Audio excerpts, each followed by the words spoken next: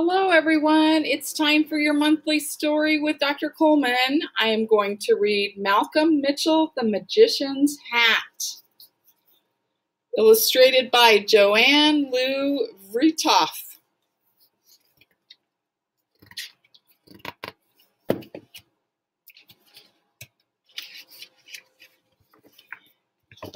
Family Fun Day at the library was filled with exciting events. Book scavenger hunts, storytelling, reading rallies.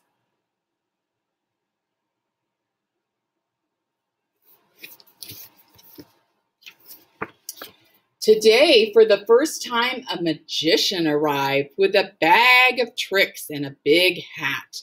Everyone gathered around to see the magician perform.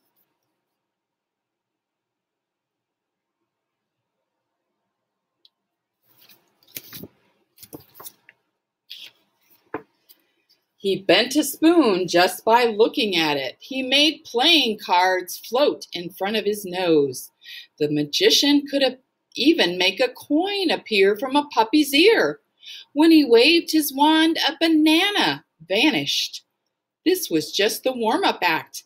Now the magician was ready to dazzle the crowd with his favorite trick of all. The magician's magic started with a story.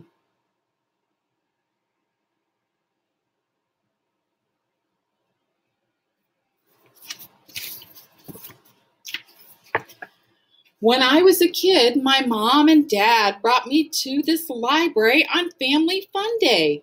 During the book scavenger hunt, I wandered into the reading room.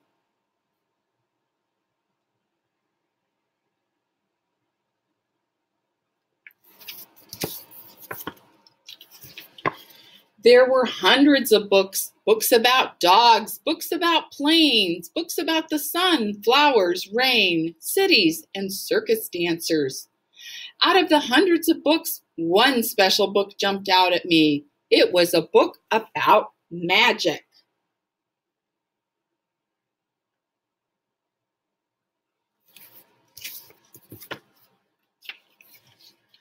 I read and read and read every single word on every single page. I discovered that book wasn't just about magic. I learned that books are magic. Even though I was still in the library, those pages and words took me places I had always dreamed of going. This is how I knew I wanted to become a magician when I grew up. Soon after that, I got my magician's hat.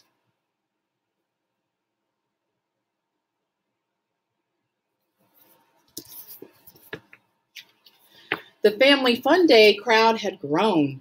Kids from all over town were eager to see more of the magician's magic. He asked them, "What do you want to be when you grow up?" Amy shouted, "I want to be a dentist." The magician invited Amy to reach inside his hat. Amy dug deep, then deeper until she felt something. It's a book," Amy shouted. The magician asked, "What is your book about?" "My book's about teeth, cleaning teeth and fixing teeth and x-rays."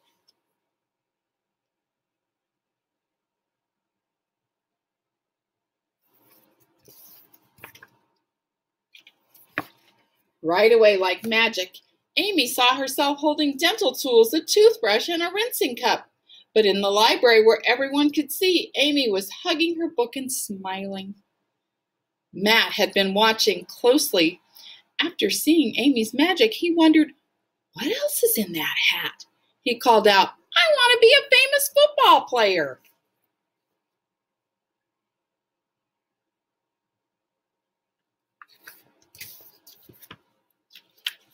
And so the magician offered Matt his hat. "Let's see what magic you can find inside."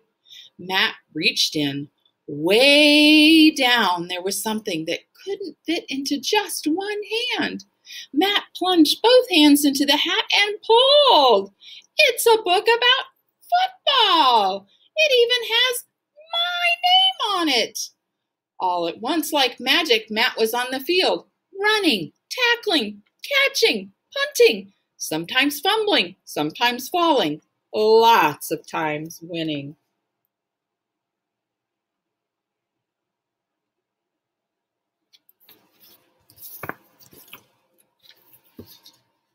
Ryan called out from the back of the crowd, "Wait a second, that's not magic. Amy's and Matt's parents must have told that magician what they wanted to be when they grow up." The magician asked Ryan, "What do you want to be when you grow up?" This was Ryan's chance to prove that the magician was a fake. He snickered and said, "A dog."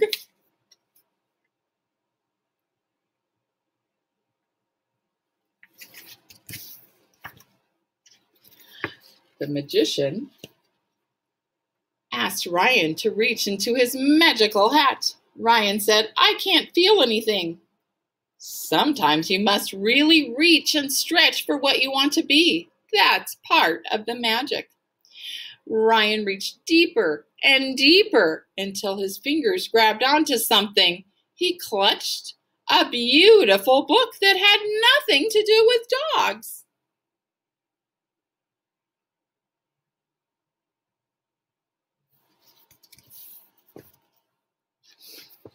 His pages were filled with letters and paintings and photos and foldouts, stars, planets, rocket ships.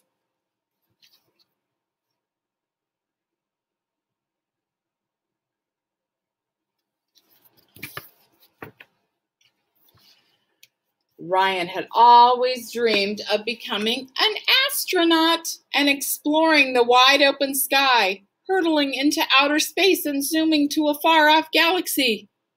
"Whoa," whispered Ryan. "How did you do that?"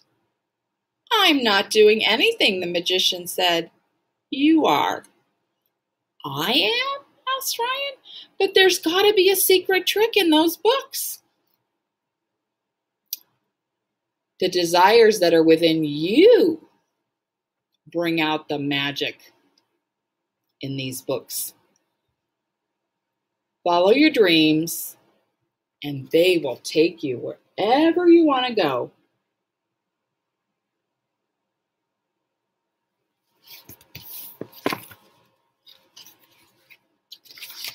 The magician turned his hat so everyone could see.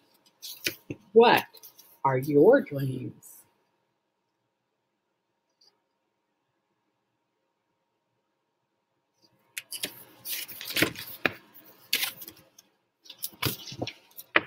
That question made all kinds of magic appear.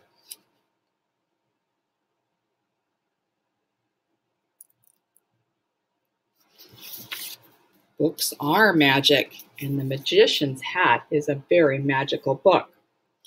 I have another magical book that some older students might like called A Night Divided by Jennifer A. Nielsen. I got to hear this author talk about this book when I went to a conference, and imagine one day you woke up and part of your family was on one side of a wall and the other was on the other side of the wall.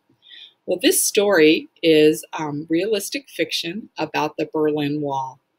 And if you would like to know what happens to Gerda and her family being divided, check this book out. It's awesome. Have a great day.